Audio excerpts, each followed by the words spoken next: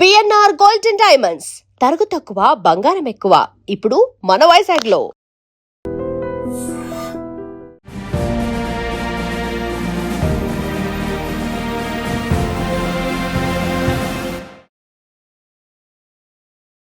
Hi, hello, నమస్తే. నేను మీ VSN మూర్తి. మనతో ఉన్నారు తమ్మారెడ్డి భరద్వాజ్ గారు, సీనియర్ నిర్మాత. సో ఇండస్ట్రీ గురించి మంచి చెడ్డ తెలిసిన వాళ్ళు, ఒకప్పుడు ఛాంబర్ చైర్మన్ అన్నీ చేసిన ఆయన. సో నిన్న నైజాంలో, తెలంగాణలో ఒక ఫిక్స్డ్ టికెట్ల రేట్ల జియో అనేది వచ్చింది. దీని మీద ఎప్పటి నుంచో ఉంది. అంటే ఇంతకుముందు యాక్చువల్గా ఒక జియో గతంలో వచ్చింది, మినిమం రేటు మ్యాక్సిమం రేటు అని చెప్పి జియో వచ్చింది, అదే నడుస్తుంది. మధ్యలో ఏమైనా పెద్ద సినిమాలు వస్తే స్పెషల్గా అప్లై చేసుకోవడం, లాస్ట్ మినిట్ దాకా రేట్లు తెచ్చుకోవడానికి బుకింగ్ లోపు ఇట్లా ఏదో కింద మీద పడుతున్నారు.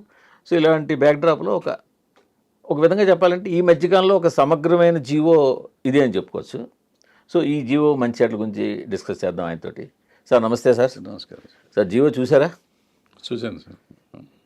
మీరు ఎప్పుడో లాంగ్ బ్యాక్ రిప్రజెంట్ చేసిన దానికి 2004లో రిప్రజెంట్ చేశాను. 2004లో చేసాము. అప్పుడు యాక్చువల్గా జియోలో ఆన్లైన్ టికెటింగ్ కూడా కలిపాం. అప్పుడు ఇంకా ఆన్లైన్ లేదు కదా. ఆన్లైన్ టికెటింగ్ కలిపి ఏం చేసాం, ఆన్లైన్ లేదు అప్పుడు. ఆన్లైన్ చేయాలని చేసాం, కంపల్సరీ చేయమని చెప్పాం అప్పుడు.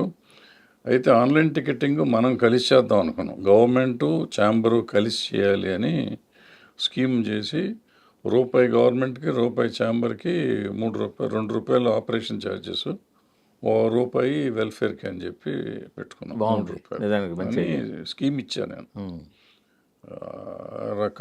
జియో పాపం వాళ్ళు గవర్నమెంట్ ఏమో ఆన్లైన్ కంపల్సరీ చేసింది. సో ఆన్లైన్ని ఆపేశారు, దీని పెట్టిన స్కీమ్ని ఆపేశారు. సరే, ఈ రాజకీయాలన్నీ మామూలు అనుకోండి. బట్ 5 షోలు మాత్రం అప్పటి నుంచి అడుగుతున్నాం. 5 షోలు అడిగాము. 5 షోల్లో మేము అప్పుడు ఏం అడిగామంటే, 5 షోలు ఇచ్చి ఇప్పుడు మార్నింగ్ షో ఇచ్చారనుకోండి, ఇస్తే వేస్ట్, అది సినిమా పనికిరాదు.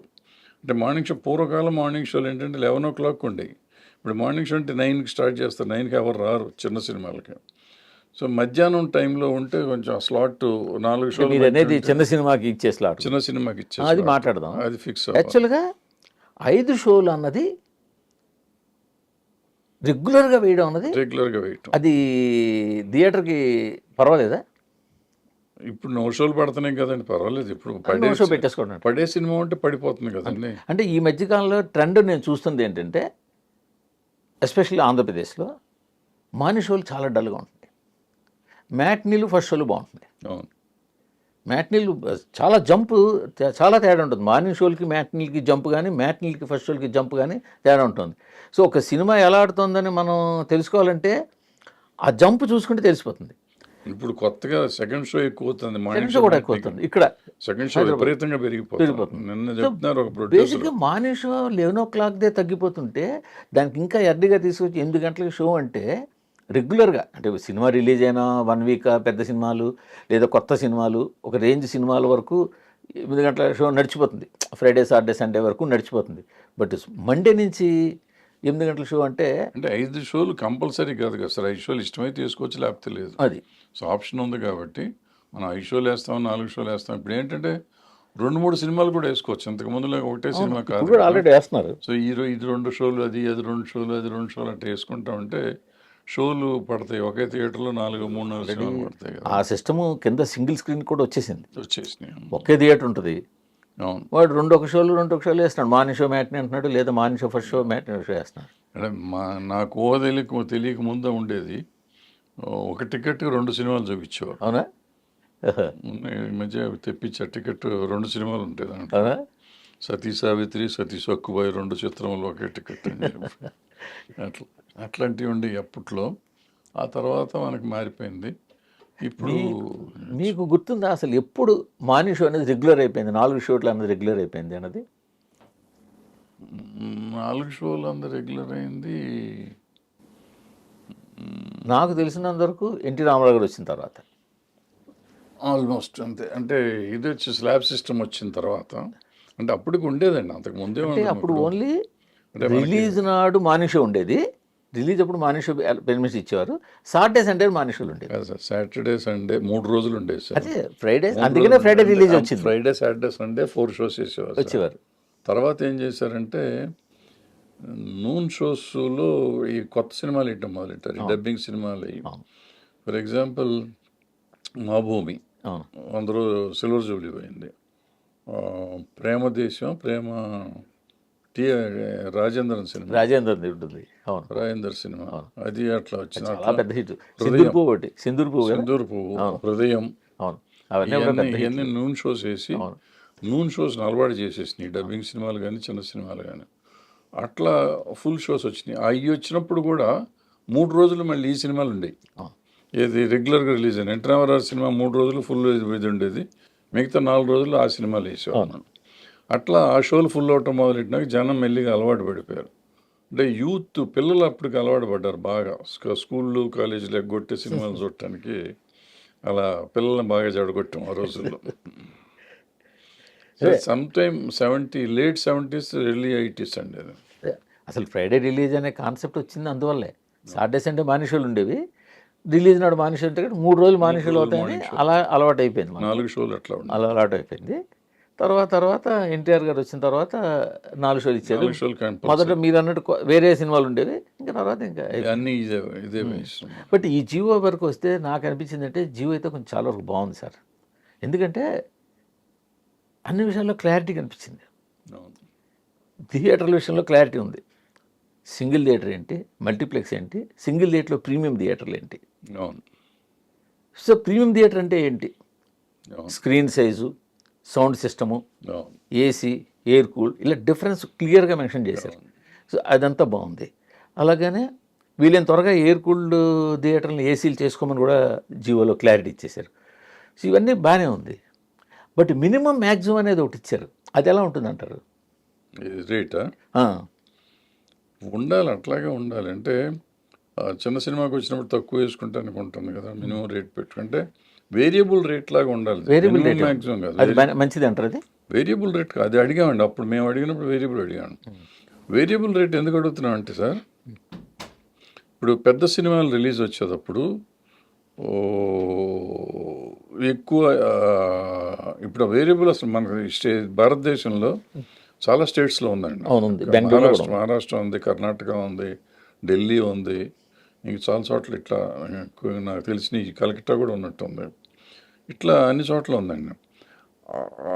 వాళ్ళు ఏమవుతుందంటే సార్, ఈవెన్ స్టేట్స్లో కూడా ఉన్నాయి అట్లా వేరియబుల్ రేట్స్.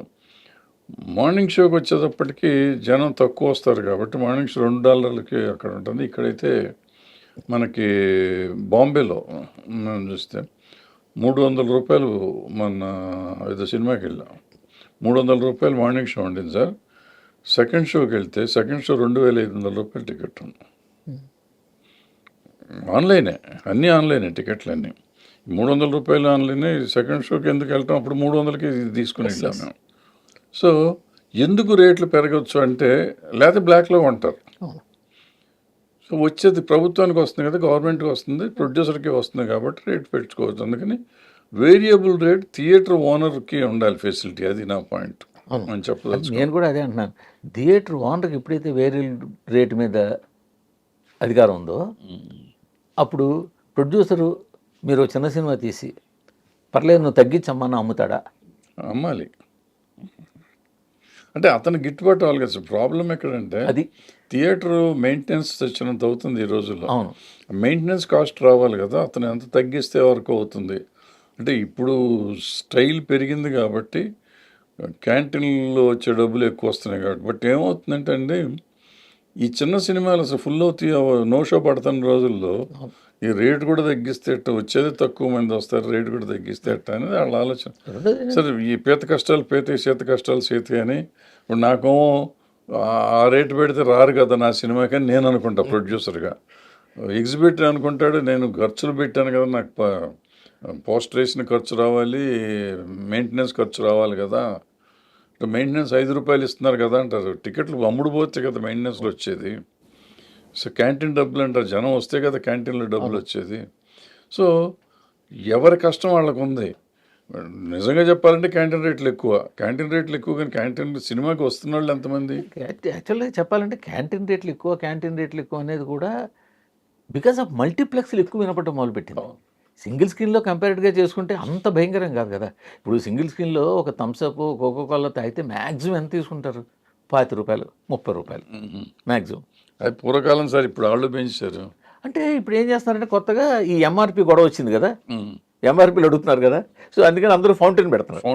ఫౌంటైన్ పెడితే ఇంకా వాళ్ళ ఇష్టం ఫౌంటైన్ కడితే.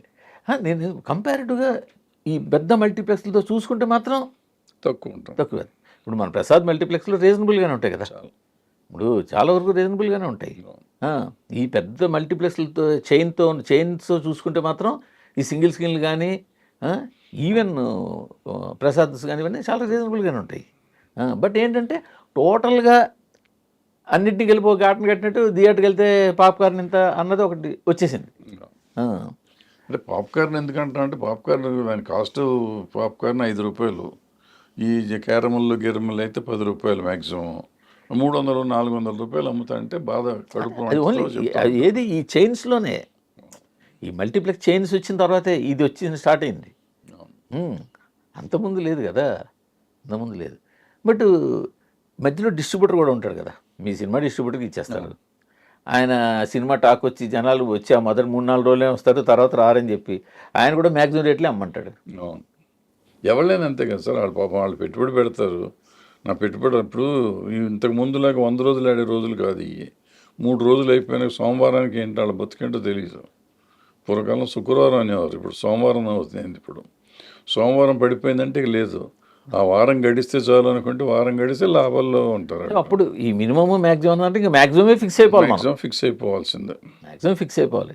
పైగా మ్యాక్సిమం మీద ఒక 18% జిఎస్టీ ఉంటుంది. మళ్ళీ 18% ఏంటండి, ₹200 దాటితే అది ₹100 లోపు ఉన్నదానికి జిఎస్టీ తక్కువ ఉంది, 6% 12%. ప్లస్ రెండోది ఏంటంటే ప్లాట్ఫామ్ ఫీజు అది కూడా ఫిక్స్ చేశారు, ₹3 to ₹5 అని పెట్టారు, ₹3 to ₹5 అన్నారు. అది కూడా కొంతవరకు అవన్నీ ఉన్నాయి, పాతయ్యానండి, కొత్తగా ఏం చేయలేదు. బట్ అవి ఫిక్స్ చేశారు. ₹1 సినిమా, పెద్ద సినిమాకి డబ్బులు కావాలనేది ₹1 పెట్టి తీసుకెళ్ళండి అనేది కూడా బాగుంది. ఎందుకంటే ఎవరికి ఇన్ఫ్లుయెన్స్ ఉంటే వాళ్ళు లంచం ఇచ్చారని ఒకడు, లంచం అడిగాడని ఒకడు, ఇవాళంతా లేకుండా లంచం గవర్నమెంట్లో ఇన్ఫ్లుయెన్స్ ఉంటే తెచ్చుకుంటారు. అది రకరకాల మాటలు కదా, ఈ డిస్కషన్స్ అన్నీ లేకుండా డబ్బులు కడతాం తెచ్చుకోవటం అయిపోయింది. చలాన్ కట్టేస్తే లైసెన్స్ తెచ్చుకుంటే అయిపోయి ఈజీగా ఉంటుంది. కానీ గిట్టుబాటు అవుతుందంటారా? ₹1 డబ్బులు కట్టి 20% హైక్ దాంట్లోంచి వెల్ఫేర్ ఫండ్కి ఇచ్చి మిగిలిన బ్యాలెన్స్, ఇప్పుడు ఎంత పెద్ద రేట్లు పెంచినా ఎంత పెద్ద సినిమా అయినా 1 వీక్ మించి ఆ రేట్లు అమ్మలేరు కదా. కొన్ని సినిమాలకు 3వ రోజు తర్వాతే కొన్ని థియేటర్లు తగ్గిపోతుంటాయి, కొన్ని థియేటర్లు తగ్గించేస్తుంటారు. కొన్ని సినిమాలు మ్యాక్సిమం 1 వీక్ తర్వాత తెచ్చుకోవడం జీవో 10 రోజులు తెచ్చుకుంటారు, కానీ ఎప్పుడు 1 వీక్ తర్వాత ఆగిపోతుంది. సో ఈ 1 వీక్లో ఈ రేట్లు పెంచడం వల్ల వచ్చే అమౌంట్ ఈ కట్టే అమౌంట్కి పర్లేదంటారా? పర్లేదు. అంటే ఆడే సినిమాకి 25-30 కోట్లు తేడా వస్తుందండి. ఏంటి రేట్లు పెంచడం వల్ల? రేట్లు 25-30 కోట్లు తేడా వస్తుంది, ఎలా వస్తుంది అంటారు? థియేటర్స్ నెంబర్ ఆఫ్ స్క్రీన్స్ వేస్తున్నారు కదా సార్. సార్ నైజం ఉంది సార్, ఓ పెద్ద సినిమా ఉంది, 60 కోట్లకి అమ్మారు, రేట్లు పెంచారు, అంతా చేశారు, దగ్గర 45 కోట్లు వసూలు చేసింది, 50 కోట్లు వసూలు చేసింది అనుకుంటాం. 10 కోట్లు రేట్లు పెంచడం వల్ల వచ్చిందంటారా? డెఫినెట్గా. మీకు ఫస్ట్ డే ప్రీమియర్ షో ఒకటి ఉంటుంది సార్. అవును, ప్రీమియర్ షో ఒక్కటే మీకు 2-3 కోట్లు తేడా వస్తుంది కదండి. ఇక అక్కడి నుంచి మీకు ఈ 500, 1000 ఎంత రేటు పెడితే అంత రేటు పెడుతున్నారండి. అంత పెట్టట్లేదండి, ₹100 తెస్తున్నారు ఇప్పుడండి. ₹100 మొన్నటిదాకా 500, 1000 ఇచ్చిన రోజులు కూడా ఉన్నాయి. ప్రీమియర్ కాదు, ప్రీమియర్ కాకుండా మామూలు షోలకు కూడా, మామూలు షోలు 100, 200, 150, 100. ఆంధ్రాలో కూడా మ్యాక్సిమం 100 ఇస్తున్నారు. ఈ మధ్య మార్చారు. అంతకుముందు ఇష్టం వచ్చినట్టు. ఇప్పుడున్న పరిస్థితుల్లో కూడా మీకు 15-20 కోట్లు తేడా వస్తుంది, 100% వస్తుంది. అంటే నెంబర్ ఆఫ్ స్క్రీన్స్ వస్తాయి కదా సార్. దగ్గర ఈ 2 స్టేట్స్లోనూ కలిపి మనకి 1000 స్క్రీన్స్ పడతాయి సార్ మినిమం పెద్ద సినిమా. ఇక్కడ మన నైజాం వరకు ₹1 కట్టాలి. నైజాం ఇప్పుడు ఇది నైజాంకే కాబట్టి ₹1 కట్టాలి. సో ఇక్కడ వచ్చే స్క్రీన్ల మీద మహా అయితే నేను కూడా 3-4 కోట్లు తేడా వస్తుందేమో. లేదు, ఎక్కువ వస్తుందంటారా? ఎక్కువ వస్తుంది. అలా అయితే కట్టేస్తారు. కడతారు. అలా అయితే మినిమం 100 కోట్లు బడ్జెట్ దాటిన ప్రతి సినిమా కూడా ₹1 కట్టేది ఏం లేదు. పబ్లిసిటీ పార్ట్ అన్నట్టుగా ₹1 బడ్జెట్ దాన్ని కూడా పెట్టుకుంటారు. సార్ 2-3 కోట్లకి మీరు సింపుల్ సార్ మన లెక్కలు మన ఇద్దరం లెక్కలు తప్పేస్తున్నాం అనుకుందాం కొంచెం. 2-3 కోట్ల రూపాయలే తేడా వస్తే ఎవడు టికెట్ హైక్ అడగడు సార్. మాలాంటి వాళ్ళు చేసే అల్లరికి టికెట్ల రేట్ ఎందుకు పెంచాలి, పెంచుకుని మోసం చేస్తున్నారనే అల్లరికి ఎందుకు పడాలి ఈ న్యూసెన్స్ నేను 2 కోట్ల కోసం? టికెట్ రేట్ పెంచాలంటే వాళ్ళు చాలా తిప్పలు పడాలి సార్. ఈ స్టేట్లోనూ ఆ స్టేట్లోనూ వాళ్ళ దగ్గరికి వెళ్ళి వీళ్ళ దగ్గరికి వాళ్ళ కాళ్ళు పట్టుకుని వీళ్ళ కాళ్ళు పట్టుకుని నేను చేయాలి సార్. ఇంత చేసి ఇంత ఖర్చు పెట్టి చేస్తే వచ్చే 2-3 కోట్లు, అక్కడ 2 కోట్లు, ఇక్కడ 2 కోట్లకి ఎందుకు చేస్తారు సార్? ఏ ప్రొడ్యూసర్ చేయడు అన్ని వందల కోట్ల మీద. Okay, it is more than 20 crores. Okay. అంటే ఇక్కడ 10 ఒక 10 అంటే రేట్లు పెంచకపోతే అసలు ఆ సినిమా వాల్యూ ఒక ఇందాక మనం అనుకున్న ఒక పెద్ద సినిమా వాల్యూ గట్టిగా 25 కోట్లు కూడా ఉండదన్నమాట. ఉండదు. పైగా ఈ రేట్లు పెరగటం వల్ల 3 రోజుల సినిమాలు ఉంటున్నాయి చూడండి మేజర్గా అసలు అడ్వాంటేజ్ ఏంటంటే ఆ 3 రోజుల్లో చాలా ఎక్కువ డబ్బులు వస్తాయండి. ఎక్కువ డబ్బులు అంటే ఆల్మోస్ట్ కొంచెం ఒక రేంజ్కి వస్తాయి డబ్బులు. సో మీరు లాస్ట్ 10 yearsలో తీసుకోండి, పెద్ద సినిమాలు ఫ్లాప్ అయిన సినిమాలు కూడా 60 కోట్ల నుంచి 100 కోట్ల మధ్య చేసినాయి ఫ్లాప్ సినిమాలు. మరి రేట్లు పెంచకపోతే ఆ రేట్లు వస్తాయా, ఆ డబ్బులు వస్తాయా? ఎక్కడి నుంచి వస్తున్నాయి? ఆ లెక్కలు బయటికి తీస్తే అన్ని నిజాలు బయటకు వస్తాయి. గత 10 సంవత్సరాలుగా ఎన్నో ఫ్లాప్ సినిమాలకు ప్రొడ్యూసర్ లాభాల్లో ఉన్నారు. ఎందుకున్నారు? అవునా? ఎన్నో ఫ్లాప్ సినిమాలు ప్రొడ్యూసర్ లాభాలు ఉన్నాయి. అంటే బయ్యర్లు కాదు, బయ్యర్లు కాదు, ప్రొడ్యూసర్ లాభాల్లో బయ్యర్లు కూడా కొంతమంది రికవర్ అయ్యారు. మరీ మిజరబుల్ ఫ్లాపులకి పోయారు కానీ ఒక యావరేజ్ సినిమా లాంటి సినిమాలకి అంటే వీళ్ళకి ఓటీటీలు ఎక్స్ట్రా వచ్చినాయి కదా కొత్తగా వాళ్ళకి. సో వీళ్ళకి డబ్బులు ఎక్స్ట్రా వచ్చినాయి. ఇక్కడ అమ్మిన రేటుకి ఇప్పుడు నేను 10 కోట్లు కొన్నాను అనుకోండి ఒక సినిమా, 10 కోట్లు పోతే నేనేం చేస్తాను, మీరేం చేస్తాను, నాకు 3 కోట్లు 4 కోట్లు 5 కోట్లు ఇచ్చి నా నోరు మోస్తారు తిరిగి ఇస్తే. ఇవ్వక్కర్లే, ఎందుకంటే నేను అహంకారంతో 10 కోట్లు ఎన్ఆర్ఏ తీసుకున్నాను, సంతకం పెట్టాను. అందుకని నాకు ఇవ్వక్కర్లా. మీరు నా మీద దయదలిచి ఒక 5 కోట్లు నా మొఖాన్ని కొడతారు, ఇంకా 5 కోట్లు నాకు లాసే ఉంటుంది. సో ఈ రేట్లు పెరగటం వల్ల ఏంటంటే 2 కోట్లు 3 కోట్లు వచ్చి ఉంటుంది. సో 2 కోట్లు రిస్క్ పోయినట్టు ఉంటుంది. అది పరిస్థితి. కానీ మీరు అన్నది కొంతవరకు వాస్తవం కావచ్చు. బట్ ఇటీవల కాలంలో లాభం అనిపిస్తున్న చాలా సినిమాలు కూడా బయ్యర్లు అలాగే అంతే బ్రేక్ అయినట్టు. లాభం అంటే ఎట్లా వస్తుందంటే సార్ అది మీరు అమ్మిన సినిమాలు, మీరు చెప్తున్న సినిమాల్లో ఏదైనా కానీ కాస్ట్ ఆఫ్ ప్రొడక్షన్ కింద సేల్ రేట్కి చాలా తేడా ఉందండి. సేల్ చేయలేకపోతున్నారు. సేల్ చేయలేక అదేమవుతుంది, ఓటీటీలు కలిసి ఉన్నాయి కాబట్టి వీళ్ళు లాభం అంటున్నారు. బట్ ఇక్కడ నేను యాజ్ ఎ బయ్యర్ నేను కొనే సినిమాకి నేను పెట్టే రేట్ ఎక్కువ ఆల్రెడీ. అవును, మీరు సినిమా ఒక 100 కోట్ల సినిమాని 300 కోట్లకు తీసి ఇక్కడ నేను 100 కోట్లు కొనేవాడిని, నన్ను 150 కోట్లు 200 కోట్లు బలవంతంగా పెట్టిస్తున్నారు. నాకు గత్యంతరం లేక నేను కొంటున్నా. మీరు ఆ పై 100 కోట్లు 150 కోట్లు ఓటీటీలు వాటిల్లో సంపాదిస్తున్నారు. ఏది డిజిటల్ అని, లేకపోతే శాటిలైటు, మ్యూజిక్ రైట్స్, ఇట్లా రకరకాల ఓవర్సీస్ ఇవన్నీ మీకు వచ్చి మీకు కొంత డబ్బు వస్తుంది. ఒక 150 కోట్లు రికవర్ అవుతుంది. మిగతా 150 కోట్లు ఇక్కడ చేయాలనుకో, 150 కాదు యాక్చువల్గా అక్కడ ఎక్కువ వస్తుంది. అయినా ఇక్కడ సేఫ్టీకి 150 కోట్లు కావాలి, నా దగ్గర 150 కోట్లు తీసుకుంటున్నప్పుడు మీకు గిట్టుబాటు అయిందని అనుకుంటారు. నాకు 150 కోట్లు అంటే 300 కోట్ల సినిమా నేను 150 కోట్లు కొన్నాను కాబట్టి చాలా తక్కువకి వచ్చింది. సో నా 150 వచ్చినా 100 వచ్చినా లాభంలో ఉన్నట్టు నేను ఫీల్ అవుతాను. నేను కదా, మీరు ఫీల్ అవుతూ ఉంటారు, నేను కొంచెం ఏడుస్తూనే ఉంటాను.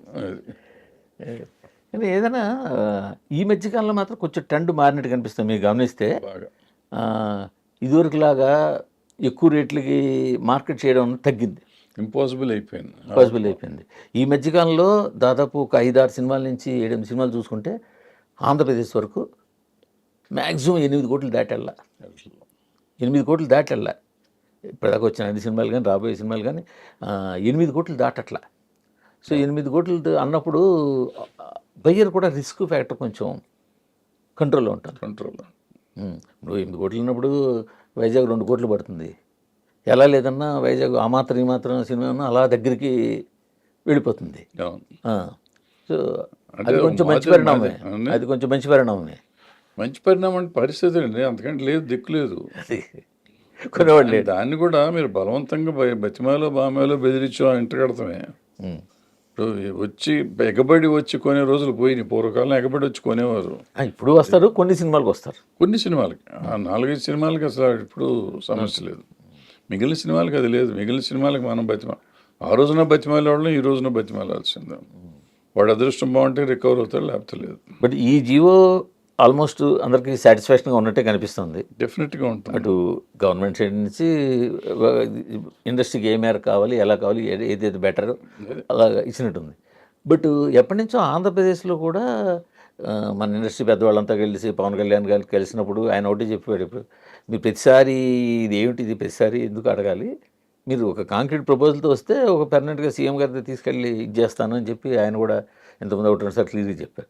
సో ఇప్పుడు ఇక్కడ వచ్చింది కాబట్టి ఇప్పుడు ఇది అన్ని విధాలా బాగానే ఉంది అని ఇండస్ట్రీ కనుక భావిస్తే ఇప్పుడు ఇదే ప్రపోజల్ అక్కడ తీసుకెళ్ళిన ఛాన్స్ ఉంటుంది. సరే 20 సంవత్సరాల నుంచి ఇదే రిప్రజెంటేషన్ ఇస్తాం, కొత్తగా ఎవరు ఇవ్వక్కర్లేదు. కానీ ఒక జియో బయటకు వచ్చింది కదా, జియో బయటకు వచ్చింది. ఇప్పుడు అదే జియో ఇవ్వచ్చు, కొంత రిప్రజెంటేషన్ ఇవ్వండి. కోర్టులు కూడా చాలాసార్లు చెప్పాయి, అక్కడ ఆంధ్రప్రదేశ్లో కోర్టులు కూడా చాలాసార్లు చెప్పాయి, ప్రతిసారి ఏంటిది మాకు న్యూసెన్స్ ఏదో ఒకటి చేయండి అని చెప్పి కోర్టులు కూడా చెప్పాయి.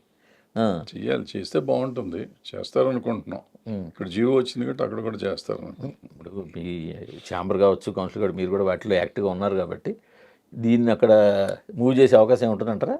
ఉంటుందండి. ఎందుకంటే మీరు ఇప్పుడు జియో చూసారా, యాక్టివ్ ప్రొడ్యూసర్స్ గిల్డ్ అని ఉంది specific. It's not chamber, it's not producer council.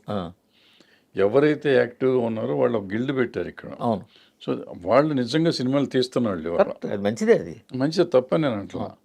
So వాళ్ళు they are influential people as such with both the governments. So they made it here, they will make it there also. ఇక్కడ చేశారు, అక్కడ కూడా చేస్తారు. నేను కూడా నమ్ముతున్నా. ముందు ఇనీషియల్గా ఇక్కడ చేసిన తర్వాత దీన్ని అక్కడ చూపించి ఆటోమేటిక్గా ఒకవేళ దీంట్లో ఉంటే మారుస్తారు ఉన్నాయంటే అవునా కొద్దిగా కరెక్షన్ చేయించి చేస్తారేమో అనుకుంటాను. అవును. సో ఇదేమిటంటే దానికి ఎందుకు యాక్టివ్ ప్రొడ్యూసర్ అనేది నేను వాళ్ళని ఎత్తిపొడుస్తానికి కాదు నేను చెప్పింది. వాళ్ళకి వాళ్ళ సినిమా తీస్తుంది వాళ్ళు ఎక్కువ మెజారిటీ. రిలీజ్లు వాళ్ళు చేస్తున్నారు, డిస్ట్రిబ్యూటర్లు కూడా అందులో ఉన్నారు, ఎగ్జిబిటర్లు అందులో ఉన్నారు. వాళ్ళకి కింద మీద పడే కష్టాలు నష్టాలు తెలుసు. సో వాళ్ళకి plus influence with the government, 2 గవర్నమెంట్తోనూ వాళ్ళకి ఉంది. సో వాళ్ళు చెప్పేది కరెక్ట్గా ఉంటుంది. నేను అనుకోండి, ఫర్ ఎగ్జాంపుల్ మీ బొట్టోళ్ళు వచ్చి ఏమంటే 50 ఏళ్ళ నుంచి ఉన్నారు, మీకు తెలియదు ఏముంటుందండి, మీరే చేయండి అంటే ఎంత కాకపోయినా కానీ I'm not in touch with this ఇవాళ మార్కెట్తో. సో ఇవాళ కష్టం ఏంటో నిష్ఠూరం ఏంటో తెలియదు. నేను 2004లో సంతకం పెట్టి ఇచ్చిన తీసుకొచ్చి దాన్ని మళ్ళీ కొత్త టైప్ చేసి కొత్తగా సంతకం పెట్టి ఇచ్చేస్తారు. అది ఫార్చునేట్గా దగ్గర అదే ఉంది, మేము అప్పుడు ఇచ్చిందే వచ్చింది. సో ఆ రకంగా నేను జబ్బలు చోర్చుకోవచ్చు. కానీ ఇక్కడ ఏంటంటే పరిస్థితి, వీళ్ళు చేసిన దాంట్లో ఇప్పుడు మీకు బుక్ మై షో 5 రూపాయలు చేశారు, ఇది 30 రూపాయలు తీసుకున్నారు, 30-40 కూడా తీసుకున్నారు కొన్ని చోట్ల. అది 5 రూపాయలు చేశారు. అది చాలా మంచి పరిణామం. ప్లాట్ఫామ్ వాళ్ళు ఒప్పుకుంటారంటారా? ఒప్పుకోవాలి మరి గవర్నమెంట్. ఎందుకంటే బుక్ మై షో కానీ డిస్ట్రిక్ట్ కానీ ఈ ప్లాట్ఫారమ్స్ థియేటర్ల రినోవేషన్కి కోట్లు ఇంట్రెస్ట్ ఫ్రీ లోన్స్ ఇచ్చేసాయి ప్రొడ్యూసర్లకి. మినిమం 2 CR నుంచి 4 CR దాకా కూడా. అందువల్లే చాలా థియేటర్ రినోవేట్ అవ్వడం కూడా కారణం because of book my show and ఈ డిస్ట్రిక్ట్ అనే యాప్స్. వాళ్ళు భారీగా పెట్టుబడులు పెట్టారు, మినిమం 4 CR కూడా పెట్టుబడి పెట్టిన. మరి అంత పెట్టుబడి పెట్టి ఇప్పుడు వాళ్ళు ఓన్లీ ప్లాట్ఫామ్ వ్యాపారం సార్. వ్యాపారం అంటే వాళ్ళు పెట్టుకుని తీసుకున్నారు, పోటీ వచ్చింది కానీ పెట్టారు. ఇప్పుడు మరి రావాలి కదా, ఇప్పుడు రాదు కదా. ఇప్పుడు ప్లాట్ఫామ్ ఫీజు 3 నుంచి 5 రూపాయలు ప్లాట్ఫామ్ అయితే వాళ్ళకి బాగాడితే సంవత్సరంలో అన్ని రికవర్ అయిపోతాయి సార్. సినిమా బాగుండాలి కానీ సినిమా దమ్మున్న సినిమా వస్తే, సినిమాలో 10 సినిమాలు కంటిన్యూస్గా సంవత్సరం పడ్డాయి అంటే రికవర్ అయిపోతారు సార్. ఎందుకంటే ఒక పెద్ద సినిమాకి ఇన్ని లక్షల టికెట్లు అమ్ముడయ్యే అని వస్తుంది. ఇన్ని లక్షల టికెట్లు అమ్ముడంటే మల్టిప్లై చేస్తే చాలా పెద్ద నెంబర్లు వస్తాయి. నెంబర్లు వేస్తున్నారు. ఈ నెంబర్లు నిజమైతే బుక్ మై షో కదా ఎవరిదైనా రికవర్ అయిపోతుంది. అంటే ఈ కలెక్షన్ నెంబర్లు పక్కన పెడితే టికెట్ నెంబర్లను వేస్తున్నారు కదా వాళ్ళు. నెంబర్స్ చెప్తున్నా, టికెట్ నెంబర్స్ చెప్తున్నా. లక్షల్లో ఇప్పుడు అడ్వాన్స్ బుకింగ్ టాక్సిక్ ఏదో ఆల్రెడీ లక్షల్లో వస్తున్నాయి అంటున్నాను.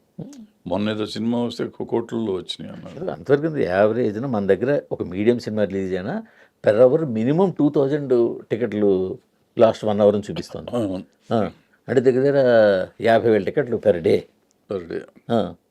దాని మీద మల్టిప్లై చేస్తే 30 రూపాయలు దక్కన మీరు ఇందాక చెప్పిన 30 రూపాయలు అంటే ఎంత లక్షల్లో వెళ్ళిపోతుంది రన్నింగ్ అంతలో కూడా. సో వాళ్ళు ఇచ్చిన డబ్బులను రికవర్ చేస్తున్నారు. ఇప్పుడు 5 రూపాయలు తీసుకుంటే సరిపోతుంది. సో ఇది మొత్తానికి జియో అంటే మాకున్న లెస్ నాలెడ్జ్ ప్రకారం జియో బాగుంటుంది, మీకున్న అపారమైన నాలెడ్జ్ ప్రకారం జియో బ్రహ్మాండంగా ఉంది. బట్ ఆ షో బెటర్ షో మాత్రం చిన్న సినిమాకి షో అన్నారు, అది మధ్యాహ్నం షో పెడితే చాయిస్ వాళ్ళకు వదలకుండా ఫలానా షో అనేది ఫిక్స్ చేసి ఉంటే బాగుండేది. కానీ మీరు అన్నట్టు మళ్ళీ ఆ షో ఇచ్చినా నో షో పెడితే ఏమో లేదు, వాళ్ళ కర్మ సార్. సరే ఇప్పుడు నా సినిమా వేసాను, పాపం థియేటర్లు ఎగ్జిబిటర్లు అంతా ఇచ్చారు, మీలాంటి జర్నలిస్టులు రివ్యూస్ రాసిన వాళ్ళు కూడా బాగానే రాశారు, అయినా కానీ నో షోనే పడింది. సో సినిమా వాళ్ళకి నచ్చడం కాదు, ఎంటర్ అవ్వకపోతే ఎంటరే అవ్వకపోతే మనం ఏం చేయలేము దానికి. అంటే జనాల మైండ్ సెట్ కూడా మారుతుంది సార్. ఇప్పుడు ఫ్రాంక్లీ నేను కూడా చాలాసార్లు చెప్పాను, ఇప్పుడు మీరు ఉన్నారు సార్, మీరు ఒక కాలనీలో ఉంటారు, మీ సర్వెంట్ని పిలిచి ఓ పాల ప్యాకెట్ పట్టరా లేకపోతే ఒక కేజీ కందిపప్పు పట్టరా అని అనుకోండి, ఆవిడ ఎక్కడికి వెళ్తుంది? ఆ సందులోనో మీ కాలనీలో ఉన్న నియర్ బై షాప్కి వెళ్ళి వస్తుంది. మీరు బయలుదేరారు ఓ పాల ప్యాకెట్ కందిపప్పు తెచ్చుకున్నాను, మీరు ఎక్కడికి వెళ్తారు? వెళ్తాం. సో ఆ మైండ్ సెట్ అయిపోయింది సార్. సో హోప్ సార్ అయితే ఈ జియో బాగుంది, ఈ జియోలో ఉన్న చిన్న చిన్న ఇండస్ట్రీకి పనికి వచ్చే కరెక్షన్స్ ఏమంటే అక్కడ కూడా మీరట్టు యాక్టివ్ ప్రొడ్యూసర్, ఎందుకంటే అక్కడ యాక్టివ్ ప్రొడ్యూసర్ అంటే పనిచేసేవాడికి కష్టం తెలుస్తుంది, అవును, ప్రొడక్షన్ చేసేవాడికి కష్టం తెలుస్తుంది. మీరు అన్నట్టు ఈ యాక్టివ్ ప్రొడ్యూసర్లు అందరూ కూడా అన్నిట్లోనూ ఉన్నారు, అవును, డిస్ట్రిబ్యూషన్లో ఉన్నారు, ఎగ్జిబిషన్లో ఉన్నారు, ప్రొడక్షన్లో, ప్రతి దాంట్లోనూ వాళ్ళకి ఇన్వాల్వ్ అయినారు, కేవలం ప్రొడక్షన్లు కాకుండా. సో ఇప్పుడు లేటెస్ట్గా వర్క్ చేస్తుంటే ఏ వర్క్ ఎంత చేయించుకోవచ్చు, ఏ వర్క్ ఎంతగా అవుతుంది అన్నది తెలుసు. సో వాళ్ళు తెచ్చుకున్న జియో కాబట్టి అన్ని విధాలు బాగానే ఉంది. సో ఇదే జియో ఆంధ్రాలో కూడా వస్తుంది ఇక్కడ నుంచి. లాస్ట్ మినిట్ దాకా ఇంకా బుకింగ్ ఎప్పుడు అవుద్ది, ఎప్పుడు రేట్లు వస్తాయా రావా, బుకింగ్ ఎప్పుడు అవుద్దా, ఇవన్నీ చూడక్కర్లేదు. ఇంకా ఒక పైగా ఖచ్చితంగా 8 గంటల షో ఉంటుంది అన్నది డిసైడ్. ఇంతకుముందు మానిష్ వెళ్ళాలంటే మల్టీప్లెక్స్ ప్రసాద్ దాకా వెళ్తే కానీ అంత ఎర్లీగా షో ఉండేది కాదు. ఇప్పుడు అన్ని చోట్ల కూడా 8 గంటల షో పెడుతుంది. సో ఇండస్ట్రీ దీన్ని ఇంకా బాగా వెళ్తాను వచ్చేది sir. Thank you sir. And for more videos, Please subscribe to iDream. Please subscribe to iDream. Please subscribe iDream. And please subscribe to iDream. For more videos, subscribe to iDream. please like, share and subscribe to the channel. Congratulations, iDream. Subscribe to iDream. Subscribe to iDream. So subscribe to iDream Media. iDream team andarki huge congratulations. Please subscribe iDream Media. Please subscribe to iDream. Subscribe iDream. Please subscribe to iDream. iDream అంటే నా కళల ఛానల్ను subscribe చేసుకున్న నోరు తిరుగుతలేదు, మీరైతే గంట గుర్తు కొట్టండి. For more such videos, please subscribe to iDream. Subscribe to iDream. Please subscribe to iDream. Please subscribe iDream Media. Please do subscribe to iDream. Please subscribe to iDream Media. For best entertainment and information, please subscribe iDream. And don't forget to subscribe to iDream.